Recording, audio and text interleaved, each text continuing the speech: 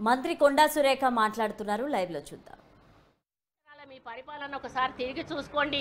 ఏ విషయం మీదనైతే మీరు మాట్లాడుతూ ఉన్నారో ఆ విషయంలో మీ ప్రభుత్వం ఉన్నప్పుడు ఏం చేసింది అని ఒక్కసారి వెనక్కి చూసుకున్న తర్వాత మాట్లాడితే బాగుంటుంది. మరి ఇంకొకటి ఏంటంటే, కేవలం మేము వచ్చి 2 నెలలు అవుతుంది.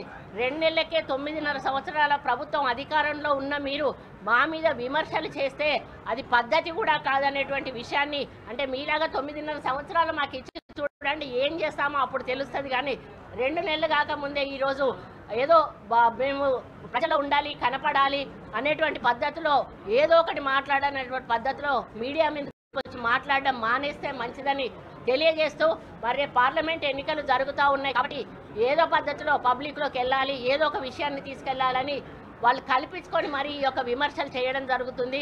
కాబట్టి ప్రజలకు తెలుసు, మొన్న ఓడిచ్చారు, ఏదో పార్లమెంట్లో మళ్ళీ సీట్లు గెలుస్తామని ఆశపడతా ఉన్నారు.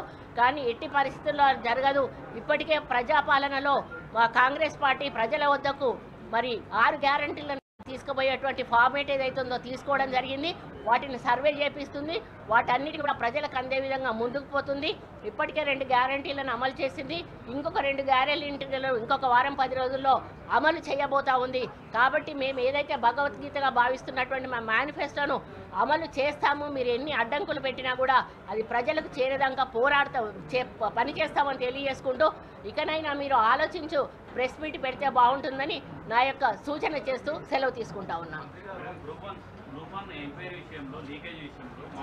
ఆరోపణలు చేశారు, ఆంధ్ర వాళ్ళకి పెద్ద పదవులు ఇస్తా ఉన్నారు, ఇతర రాష్ట్ర బిహార్ వాళ్ళకి మరోసారి ఆయన సీనియారిటీ మీద ఇవ్వడం జరిగింది. ఆ సమయంలో ఆ ప్రభుత్వం చెప్పినట్టు ఆయన తిట్టాడు. ఆ సమయంలో రేవంత్ రెడ్డి గారు రియాక్ట్ అయ్యారు. కానీ అధికారంలోకి వచ్చినాక ఆయన ఒక ముఖ్యమంత్రిగా అధికారుల సీనియారిటీని బట్టి నిర్ణయాలు తీసుకోవాలి, దాన్ని హర్షించాలి. ఆ రోజు తిట్టినా కూడా ఈ రోజు ఇచ్చారు అంటే ఒక మంచి ఆఫీసర్కు, సీనియారిటీ ఉన్న ఆఫీసర్కు ఇచ్చారు అని చెప్పి ఆ రోజు దుర్వినియోగం ఆయన చేసుకున్నాడంటే పైనుంచి ఒత్తిడి, ఆ ప్రభుత్వం యొక్క ఒత్తిడిని భరించలేక ఆయన నిర్ణయాలు తీసుకున్నాడు. కానీ వ్యక్తిగతంగా రేవంత్ రెడ్డి మీద కోపంతో కాదు కదా, దాన్ని రాజకీయం చేయడం కరెక్ట్ కాదని నా ఉద్దేశం. దేంట్లో